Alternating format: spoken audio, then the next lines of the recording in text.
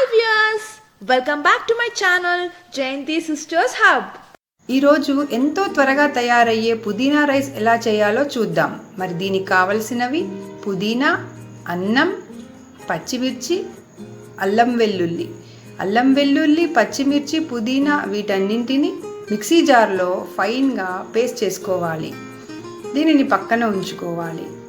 తర్వాత స్టవ్ పై మూకుడు పెట్టి దానిలో నూనె వేసి జీలకర్ర, పోపు దినుసులు, ఎండుమిర్చి, ఉల్లిపాయలు, ఉప్పు వేసి ఉల్లిపాయలు ఎర్రగా అయ్యే వరకు వేయించి దానిలో ఈ మెత్తటి మిశ్రమాన్ని వేసి 5 నిమిషాల పాటు వేయించుకోవాలి. ఇలా వేయించుకున్న ఈ మిశ్రమంలో అన్నంని వేసి బాగా కలుపుకోవాలి. అన్నం బాగా కలిసిన తర్వాత దానిని ఒక సర్వింగ్ బౌల్లోకి జీడిపప్పుతో పాటు సర్వ్ చేసుకుంటే ఎంతో రుచికరమైన చూడచక్కని పుదీనా రైస్ రెడీ. మరి మీకు నచ్చుతుంది కదా, మీరు కూడా ట్రై చేయండి.